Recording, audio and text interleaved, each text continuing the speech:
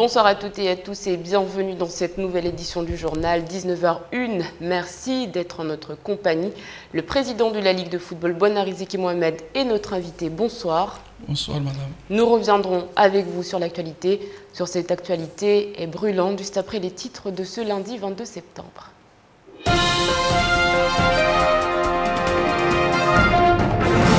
Et à la une de l'actualité, ces affrontements entre Kaweni et Majicavo qui ont pris une nouvelle tournure cette nuit. Des violences qui ont commencé lors d'un match de football qui opposait les deux équipes. Depuis, des représailles ont eu lieu dans les deux villages. Panique et stupeur au sein de la population après des faits de violence d'une extrême gravité. Réunion de crise ce matin à la préfecture, le maire de Mamoudzou mais également le préfet de Mayotte, le commissaire, le président de la Ligue de football se sont réunis pour un rendez-vous d'urgence.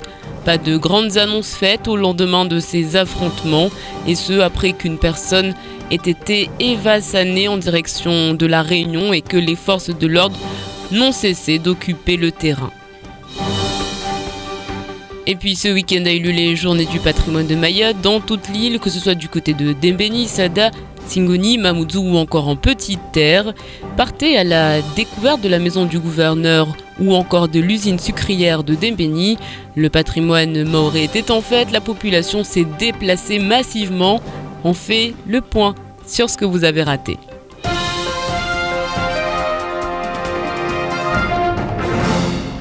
John Boscor et ses environs, EDM, les magasins du centre de Kaweni, tous ont fermé leurs portes dès cet après-midi. La situation était explosive ce matin à Kaweni. 2 jours après cette rencontre de football qui a tourné à la bagarre générale, les deux villages sont désormais plus que menacés. Et surtout, les habitants, comme vous allez le voir sur ces images signées Abbas Alidi. 13h45, Kaweni est en train de devenir une ville fantôme. Les entreprises ferment leurs portes une par une, les forces de l'ordre quadrillent le secteur, les habitants s'enfoncent dans l'omerta. Le maire de Mamoudzou a voulu convier les habitants à une réunion à la mairie. Un bus était mis à disposition, mais personne n'a souhaité quitter Kaweni. Les heures passent, les feux s'embrasent, la tension monte crescendo. Les parents sortent leurs enfants des écoles, la circulation devient inexistante, les familles se barricadent chez elles. Tout est calme, très calme, trop calme. Les gendarmes et les policiers ne s'y trompent pas, la prudence est de rigueur. Toute la journée, des mouvements de foule auront été enregistrés, les bidonvilles se vident, Kaweni, Majicavo, ce qui avait commencé sur un terrain de foot est en train de se propager sur les 2 plus grosses communes de l'île. Personne n'a souhaité s'exprimer face caméra, mais les murmures craintifs s'élèvent jusque dans les hauteurs inaccessibles. Et cette nuit, Majicavo a été pris d'assaut par les Kaweniens, des voitures vandalisées, surtout des foyers complètement détruits. Les habitants choqués racontent qu'il était 1h du matin lorsque les Kaweniens armés de chombo et de barres de fer ont semé la terreur sur leur passage. Shakila Youssouf s'est rendu sur place.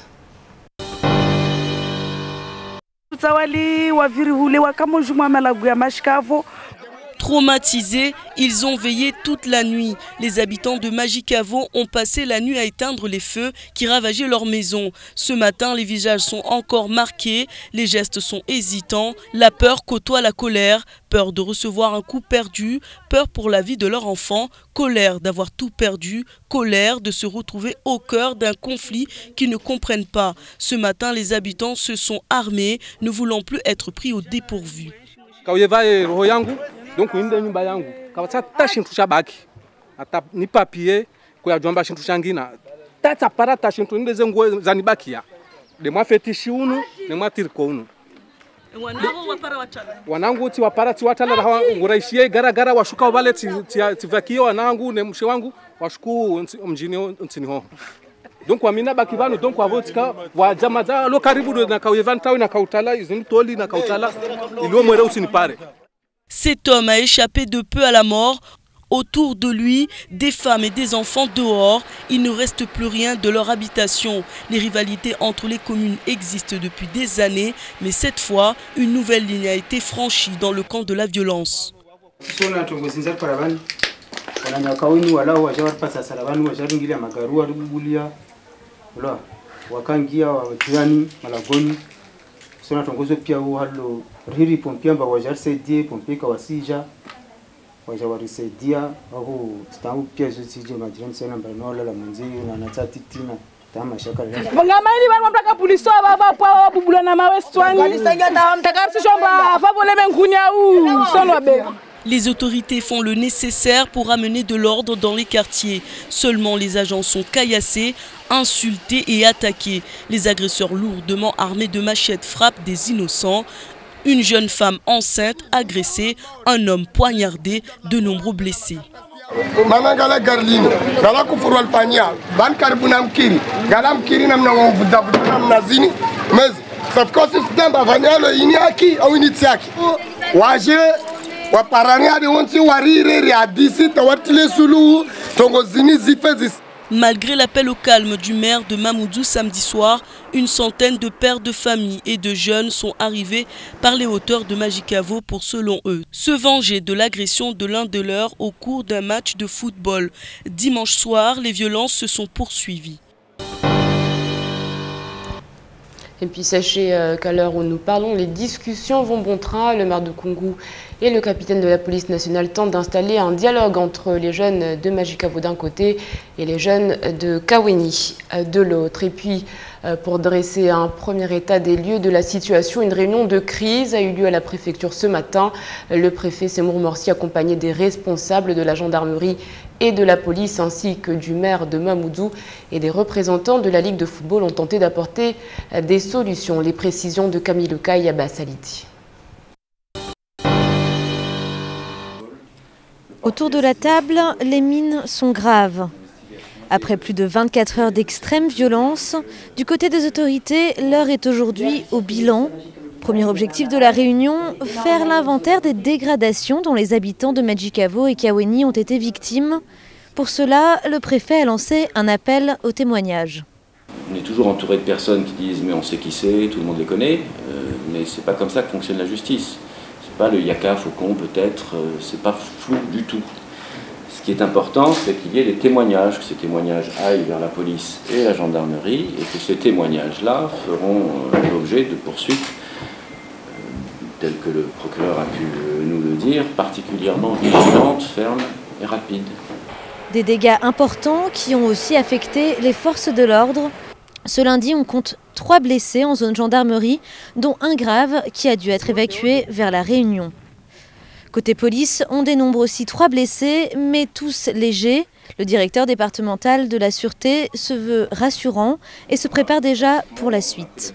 La situation est stabilisée depuis 3h, 3h30 ce matin et on est en pleine évaluation du dispositif éventuellement à mettre en place ce soir pour sécuriser le secteur en zone police et également si nécessaire en zone gendarmerie. Pour tenter d'apaiser les esprits dans les quartiers, le préfet a appelé les maires des 2 communes à réunir sages, familles, associations, police municipale et tout autre acteur de la cohésion sociale à se réunir dès ce soir. Les 2000 contrats uniques d'insertion accordés pour la réforme des rythmes scolaires pourraient eux aussi être mobilisés afin de renforcer la prévention de la délinquance dans les quartiers de Kaweni et Majicavo. Et puis, conséquence de ces violences, le ramassage scolaire des élèves du second degré de Koungou et de la zone nord vers l'établissement de Kaweni 1, 2 et 3 ainsi que des 2 lycées n'était pas assuré. La société de transport Matisse indique par ailleurs que dès demain, ce service sera à nouveau assuré. Un message donc à l'ensemble des élèves qui sont scolarisés au sein de ces établissements. Pendant ce temps, le SNUPP conseille aux enseignants de la zone d'exercer leur droit de retrait si la direction ne donne aucune instruction. Mais on rappelle que ces violents affrontements ont débuté sur un terrain de football. Samedi se déroulait le match opposant Majicavo à Kaweni pour le compte de la 18e journée de la DH. L'AS Kaweni, qui venait d'aligner 2 victoires de rang, devait donc affronter une équipe de Majicavo qui avait à cœur à bien travailler à domicile. Regardez plutôt ces images de Nourdine Abdourahim. Tout commence de manière plutôt calme. L'équipe de Majicavo joue avec fluidité. Les Kaweniens subissent. À la fin de la première mi-temps, Majicavo mène 2-0. Chacun rentre tranquillement dans son vestiaire. Retour sur le terrain. Pas de changement dans la composition des deux équipes. Kaweni joue haut et arrive à se procurer quelques occasions, sans toutefois parvenir à concrétiser. Quelque temps après, la tension monte. Un attaquant de Kaweni commet une faute sur le gardien du Majicavo.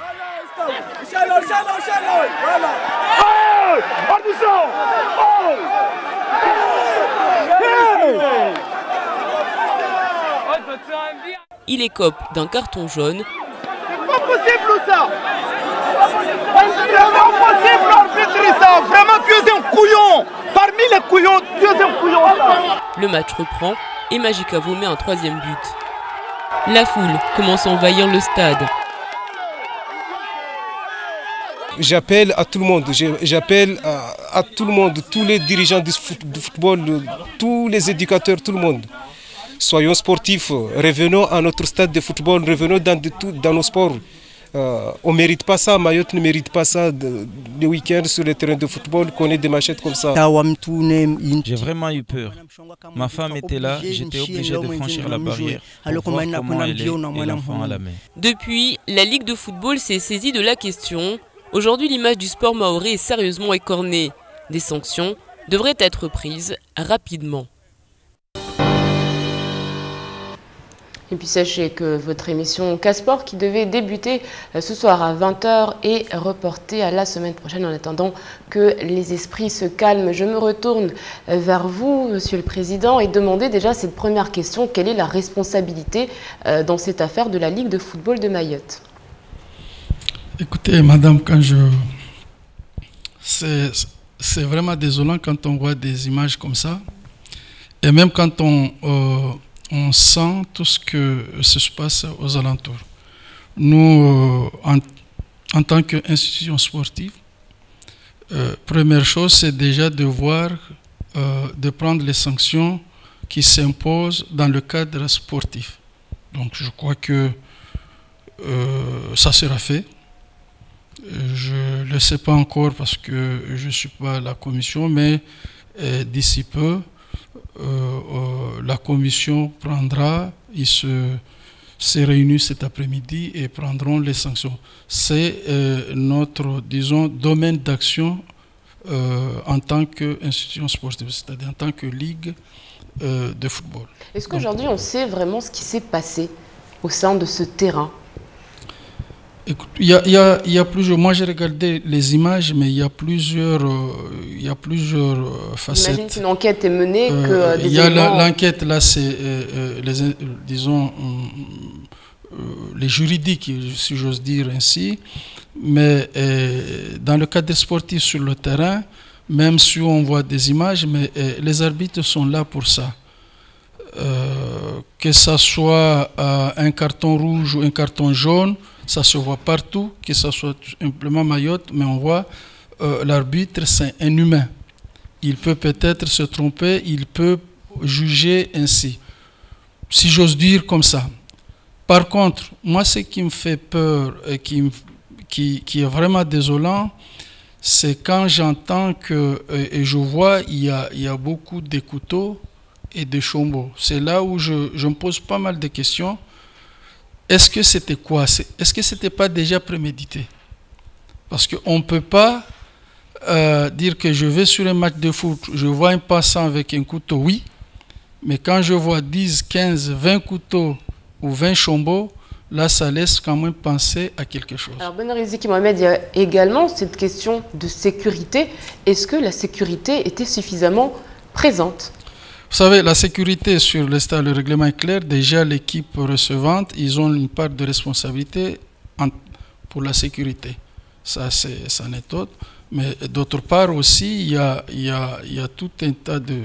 Il y a la sécurité. Vous voyez déjà les terrains, surtout les DH, les terrains sont un petit peu clôturés. Celui-là était clôturé. D'ailleurs, au début de ces événements, tout le monde courait vers l'intérieur du terrain. D'ailleurs, ils sautaient les grillages parce que c'est des terrains grillagés. Les DH, DHT, c'est des matchs qui devraient se dérouler sur des enclos, normalement des terrains clôturés. Donc, c'est ce qui est fait. Après, sur l'ensemble de Mayotte, on n'a pas encore des stades vraiment homologués dans le cadre des clôtures et vestiaires, etc. Mais avec ça, moi, c'est la première fois, si j'ose dire ainsi, que je vois un match ou sinon des manifestations sportives se dérouler à la fin dans ce sens-là. Des fois, il y a des envahissements, il y a des coups, il y a peut-être un morceau de bâton, mais avec ce qu'on entend des évassanes, ça c'est trop. Moi, sincèrement, ça dépasse le cadre sportif. Alors c'est vrai que ce n'est pas la première fois que la question de la sécurité est évoquée au sein des matchs de football. On se rappelle, il y a quelques mois de cela, les arbitres qui dénonçaient leurs conditions de travail, indiquant qu'ils étaient menacés, insultés, qu'ils n'étaient pas respectés. Donc c'est quelque chose qui n'a pas changé finalement. Bon, ça fait un bon moment, il y avait un peu de calme. On a fait une sensibilisation cette année un petit peu, on a fait l'année dernière, on a fait une tournée pour au moins sensibiliser les gens que le match de football, c'est pas le Mourengue, déjà ça, et encore au-delà. Donc les gens commencent à être sensibilisés là-dessus, et moi, on n'a pas cessé de voir, même on cherche encore d'autres armes, pas armes dans le cadre de fouetter, mais armes dans le cadre ou des outils qui peuvent encore nous amener à avoir encore une meilleure communication et une meilleure façon de faire aussi. On le voit également au niveau de ce match, on n'a pas tout diffusé bien évidemment, mais beaucoup de violences verbales entre coéquipiers, de coéquipiers à arbitres. Donc on a l'impression qu'il y a également besoin d'un véritable recadrage au sein même de ce sport. Mais ça, madame, vous avez raison, mais je le dis tout le temps, parce que le problème qu'il y a, c'est que les gens n'ont pas la même réflexion ou le même jugement. Parce que l'arbitre peut faire tout ce qu'il veut. Si on n'est pas content, on peut dire que l'arbitre nous a volé ou il n'a pas jugé comme il fallait. Donc ça peut commencer aussi par là, mais ça peut commencer par d'autres choses. Mais c'est sous prétexte. Ça se voit bien que cet événement, sous prétexte qu'il y avait un match de foot, sous prétexte que l'arbitre a donné un carton rouge ou un jaune, ça envenime les choses. Mais sans dire que l'un ou l'autre, mais en plus il y avait une équipe qui gagnait, voire largement, 3-0. Donc, si j'allais un petit peu dans le sens de votre question, la personne qui a rouspété, c'est la personne qui n'est pas contente du carton, si j'ose dire comme ça, jaune, parce qu'il aimerait que ça soit rouge. Mais en plus, c'est elle qui gagnait, 3-0. 3-0, à la fin du match, pratiquement 70e minute, je crois. Ça mauvais.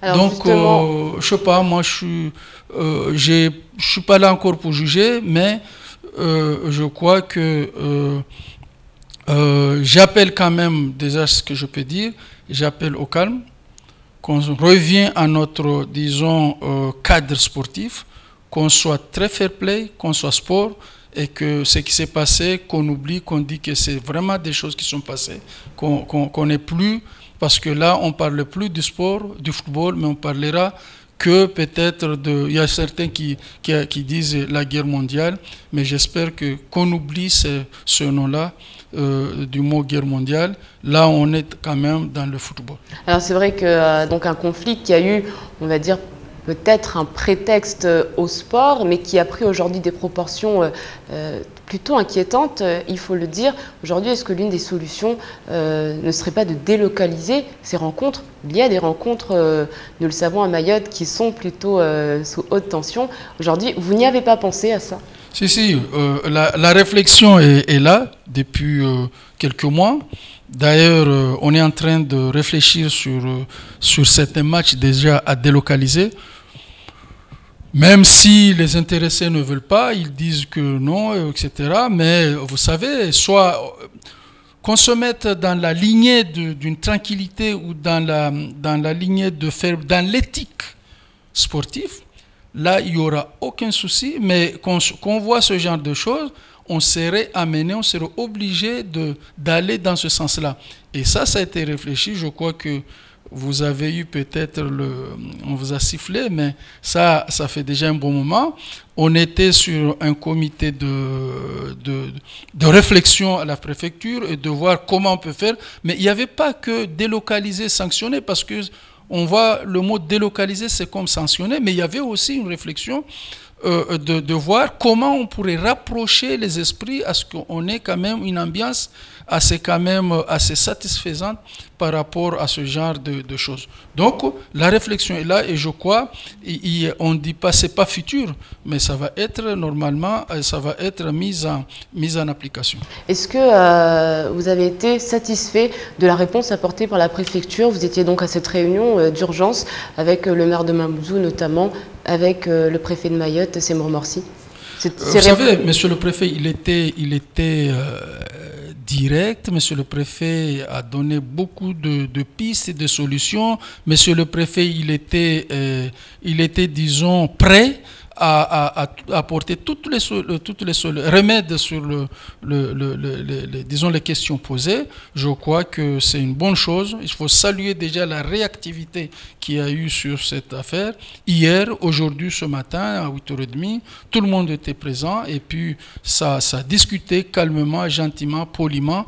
Je crois qu'il y a eu pas mal de solutions. De par les communes, les deux communes, mais aussi les services de l'État, mais aussi le mouvement, l'association qui est la Ligue, pour qu'on puisse au moins, parce que tout le monde, tous les gens qui étaient autour de la table, que ce soit les polices, la police, la gendarmerie, etc., le but, c'est pas de sanctionner, le but, c'est de ramener l'ordre et puis de voir, par contre, il faut les gens les fouteurs de troubles, il faut quand même le raisonner, il faut le mettre à l'ordre parce que on peut pas faire avec.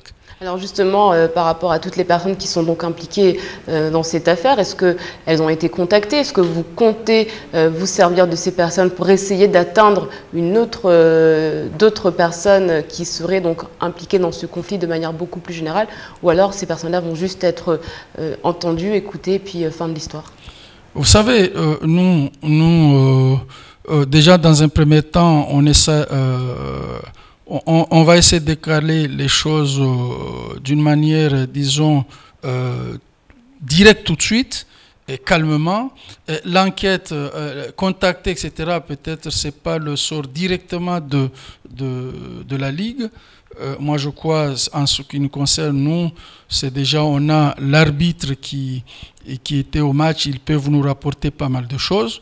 Et puis, au fur et à mesure, on collecte ces éléments, on peut avoir la feuille de match, on voit le rapport. À partir de là, il peut avoir des mesures d'urgence. Et puis, au fur et à mesure, c'est comme toute action, il peut y avoir d'instruction du dossier, et puis avoir peut-être aussi, et je crois que c'est la certitude, il peut y avoir des sanctions, disons, qui seront définitives. Une chose est sûre, moi je crois, sans état d'âme, les coupables devraient être sanctionnés lourdement.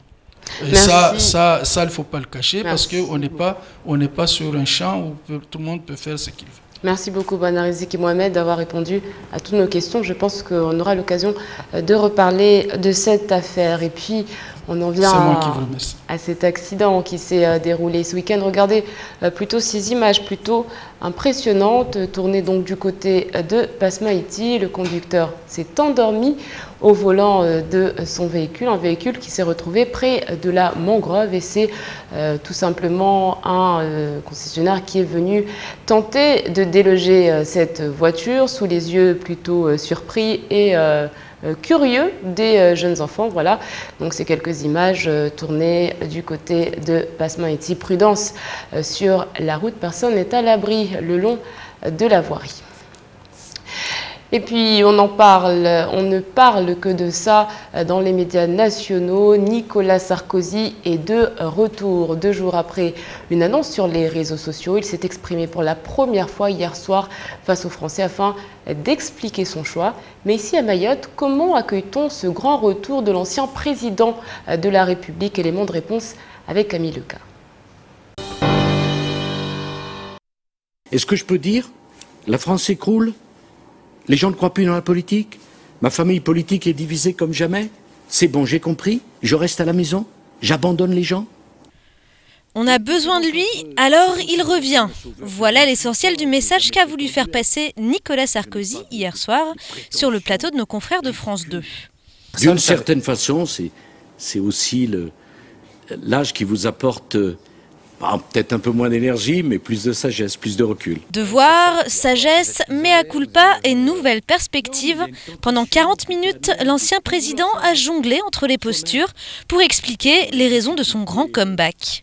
Sans surprise, pour l'UMP de Mayotte, la nouvelle est salvatrice. Je considère que c'est une très bonne chose pour les Mahorais, de façon générale, parce que Sarkozy à Mayotte, c'est l'homme du haut débit, de l'aérogare, du centre universitaire, c'est l'homme de la départementalisation, donc c'est déjà une bonne chose pour nous, en tant que formation politique, mais aussi de façon générale sur la situation de Mayotte. Et même chez ses adversaires, on porte un regard plutôt bienveillant sur son retour. Pour le paysage politique, la présence de Nicolas Sarkozy reste un rempart efficace au Front National, selon le député Bouenali Saïd. Mais attention, ça n'exempte pas l'UMP d'un bilan.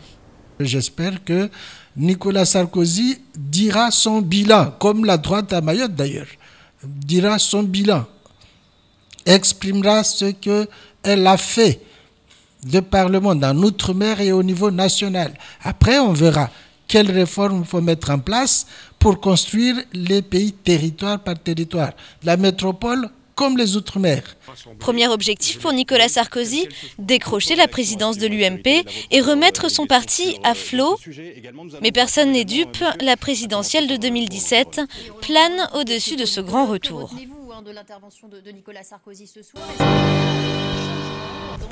Nicolas Sarkozy qui va donc se mettre en campagne dans les mois à venir pour préparer la primaire UMP prévue en 2016. En attendant, il est 19h28 du côté de Mayotte. L'actualité en bref, c'est tout de suite dans votre journal.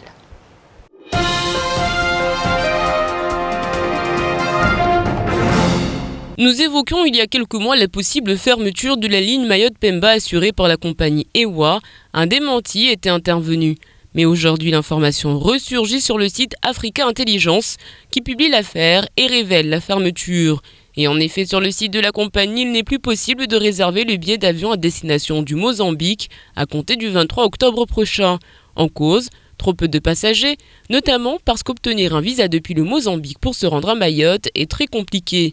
Du côté des Réunionnais, la région affiche sa volonté de renforcer la coopération économique entre la Réunion et le Mozambique. Samedi, 2 ressortissants syriens sont arrivés à Mayotte via les Comores par Kwassa. Déposés sur l'île Msamboro, ils ont gagné la Grande Terre et se sont rendus au commissariat de Mamoudzou. Les deux hommes ne parlent pas français. Il s'avère qu'ils ont quitté la Syrie en passant par la Turquie. Parvenus aux Comores, sans que l'on connaisse encore leur parcours précisément, ils ont embarqué sur le Kwassa pour rejoindre le 101e département français. Les deux hommes ont été placés pour le week-end dans les locaux de l'association Solidarité Mayotte, en attendant qu'une procédure d'asile politique soit activée. Le commissaire de police, Philippe Mizignac, a officiellement été intronisé installé dans ses fonctions lors d'une cérémonie vendredi dernier. Il ne s'agissait que d'une formalité dans la mesure où le nouveau patron de la police à Mayotte est sur le terrain depuis plusieurs semaines, en remplacement du commissaire divisionnaire Bernard Scapin, appelé au Mali.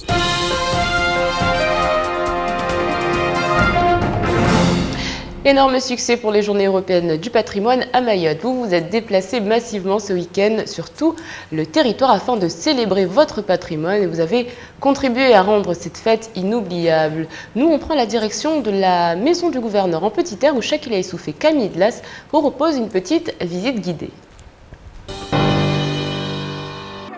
Sharifa et ses copines sont un petit groupe d'hôtesses d'accueil habillées de l'habit traditionnel, maquillées avec le msinzano, prêtes à accueillir les visiteurs. Rien n'est trop beau pour nos touristes, il faut bien vendre la destination de l'île.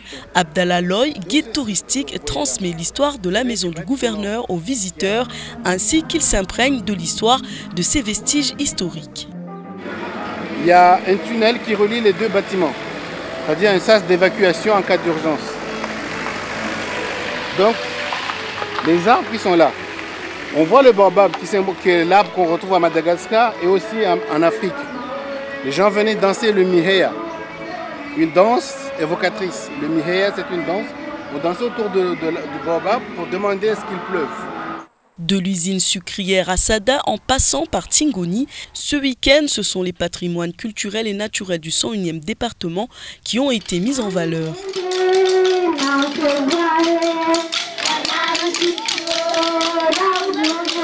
Merci à la préfecture et un grand merci à la commune de Dzaoudi l'Abattoir du côté du service culturel pour nos hôtesses, pour l'accueil chaleureux qu'elles nous ont fait. Et rendez-vous à l'année prochaine pour une prochaine journée du patrimoine. Au revoir. L'image de l'île Lagon doit se vendre et cela afin de développer le tourisme. Le potentiel touristique du 101e département n'est plus approuvé, mais les moyens manquent pour développer les activités qui plaisent tant aux touristes. Alors on se quitte sur ces très belles images. Merci beaucoup Bouana Riziki Mohamed d'avoir répondu à toutes nos questions. C'est moi qui vous remercie. N'oubliez pas demain de souhaiter une bonne fête à Constant. Et puis sachez qu'Auguste est né un 23 septembre en 63 avant Jésus-Christ. Nous n'aurons pas le temps de faire la citation du jour puisque nous sommes très en retard. Excellente soirée sur KTV. On se retrouve demain pour un nouveau journal Kwaheri.